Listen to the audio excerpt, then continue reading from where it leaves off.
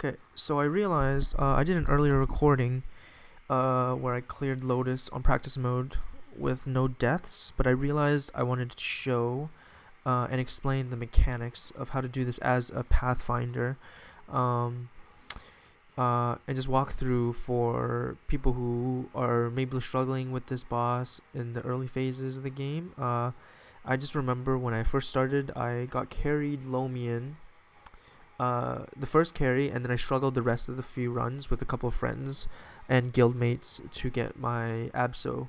So for those people who are trying to work on solo progression, hopefully this helps out. I'll just give a quick peek at my stats and gear. Nothing too amazing. But I also probably won't be using my familiars or guild skills, just because I don't care too much about clearing this fast. I already have a recording of me clearing it earlier with no deaths, so I can have that to post or share. But this run will mainly be about explaining the specific Pathfinder mechanics. And of course, these are my nodes. Working on maxing these, but if you're struggling this at an earlier level, I'd say maybe around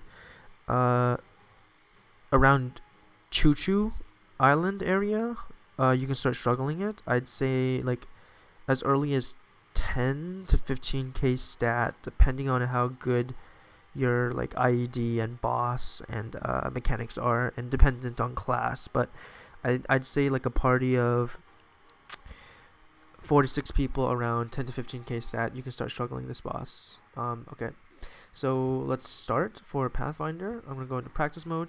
So the first thing you want to do, let me just buff up real quick. So put Maple Warrior and put this on.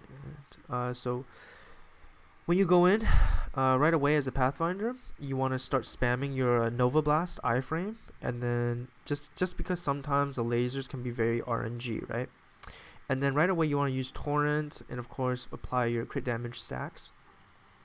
And what's great about Pathfinders is we can teleport through the lasers if you stand really close like this, and you can go straight through it.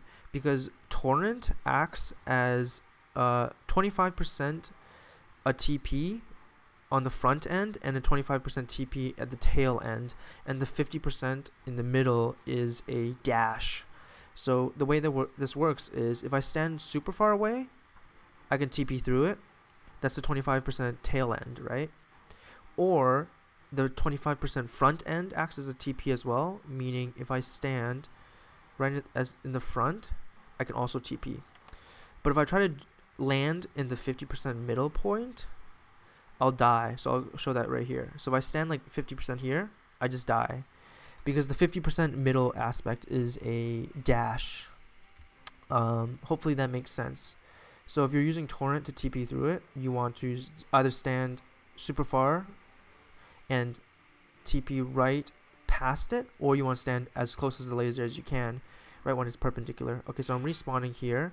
My resistance link helps out a lot in this boss if you're spawning into the middle lasers.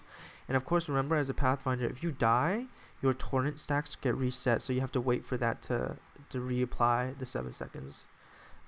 That's mainly the most important aspects of this boss. I see a lot of Pathfinders actually running around and jumping around here and then using the portals.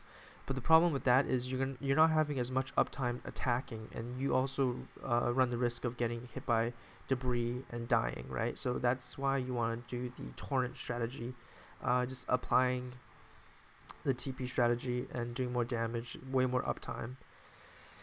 Let me clear phase 1, and then we'll get to phase 2 and kind of discuss those. Just rebuff. Alright, phase 2 is probably the easiest phase out of the 3 phases. Okay, so of course you're going to have platforms that fall. You want to jump on those right away. The lasers in phase 2 don't one-shot, they two-shot.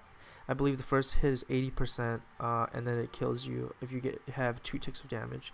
So that was a little fast. The lasers usually spawn a little bit later right after the platforms fall, and you want to jump on the platforms. He'll do this knockback thing. Oh, there's only one platform this time. Unlucky. So that right here, there is what he just did was a knockback. So he pushes you back. What you can do as a Pathfinder is you use triple impact and just jump above it. So I'll show you again. So when he does the knockback, you want to just, when you see it occurring, you'll see his arms lunge out. When they lunge out, you just triple impact and you jump up to dodge the knockback. Or you can always torrent. Let me reapply the stacks. Torrent. Oh. Okay, so here I got hit by the platform, so disappear. So here I can triple impact and dodge the knockback, so he's not knocking me off the platform into the lasers. That's usually how a lot of people die during this phase. That's pretty much it. You want to try to weave in your attacks. Torrent when he's doing knockback to dodge it, and also just keep applying your stacks. Torrent, dodge that again. And try to weave in attacks while you're dodging the debris. Let me just burst this quickly so we can get to the next phase. One platform again, so that's a little bit unlucky. I'll jump on top of it. What's great about this platform is you can't walk off if it's at the very edge. You can't walk off. So the edge platforms are usually the safest, especially for phase 2. Usually I don't use Astra at all. If I do, I will use it torrent just so I can be mobile. But for Pathfinders, you actually do more damage just holding down your macro and using your triple impact and glyph off of cooldown. Make sure you keep your stacks up, and let me just kill phase 2 so we can talk about phase 3. What's really great link to use is the Cygnus link. The Cygnus link, especially for this boss, if you have the Cygnus link, you get abnormal status resistance, which helps with the debris, I believe, when it falls onto you, so you're stunned for fewer seconds. Again, always reapply your stacks on any boss. Here, we still have the knockback in phase 3, so that's something you want to watch out for. There's these giant trains you see on the right side. They're one-hit kill, but you can tank it with your Nova Blast, Invincibility, iframe, of course. And you can also use your 5th job shield to tank it. Here, he'll do these purple balls, that one shot again. So you want to dodge those. Let me torrent out of that. Usually, if you're in a party, you stand in the middle, and the Kana will use the pink blossom barrier to give a 60% damage reduction. So you stand in the middle and just kind of makes it safer. So even if you do get hit by the purple balls, you don't die right away. So the most annoying thing about this phase is so many one-hit kills. So the trains are one-hit kills, and the lasers with the platforms are now one-hit kill rather than two-hit kill as in phase 2. And there's way more things falling, and there's this giant orange sun falling as well, right? You want to dodge the debris and weave in attacks as you can. Here we have platforms. I'm going to jump on top of this platform and then torrent up, try to dodge that knockback there. That was pretty close. So let me show the train. I want to show you how you can tank the train with, so I'll use the, well, that was unfortunate because I got hit by another attack right before. I also messed up because the torrent barrier. So you see how Deluge, if you enchant your barrier with Deluge, it's 40% damage reduction, or if you use Burst, it's also 40%.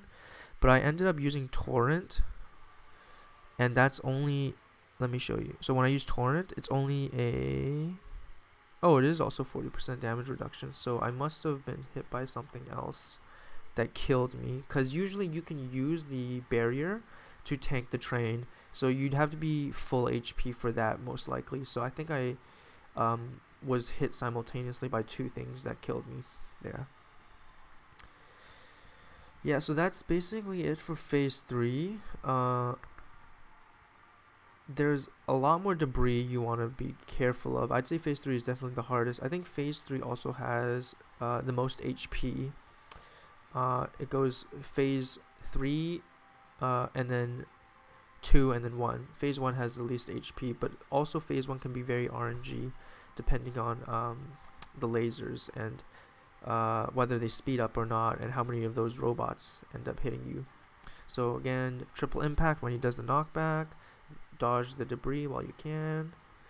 Triple impact. I think that's basically it. If you're soloing this, you might want to grab the really bad Nova bind. Even though it's really bad, it still helps because you want to have a bind for your burst. There I was just not paying attention and dying there, but let me focus a little bit so I can kill him. So yeah, I think one of the main skills that is very underutilized for lower level Pathfinders is this triple impact, because during triple impact you have super knockback resistance, right? So you can't get knocked back by anything.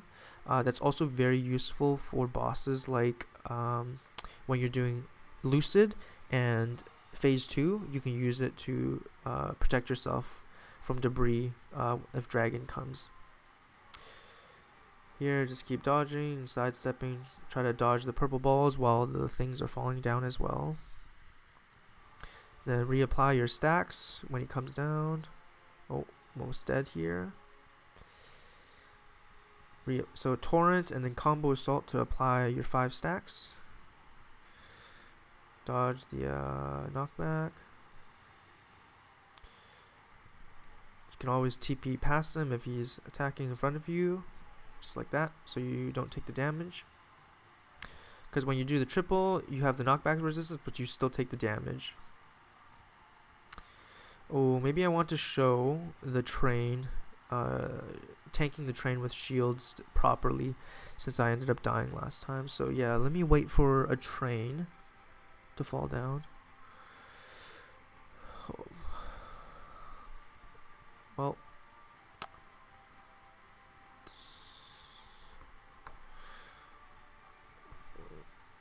see if the train comes down. Actually, I don't know why the train isn't coming down. Oh, here we go. So I'll pop the shield, and there I tank it fully. Oh no! Here, I'll iframe and just kill him here. Okay, perfect. There we go. And that's how you solo Lotus as a Pathfinder. Hopefully those mechanics help you out if you're trying to learn this boss. Lotus is definitely the harder version out of Lomian. Damien is more like a just damage, sustained damage. The mechanics are a lot easier, but I just wanted to show the nuanced mechanics for Lotus. Hope you enjoyed. Thank you for watching.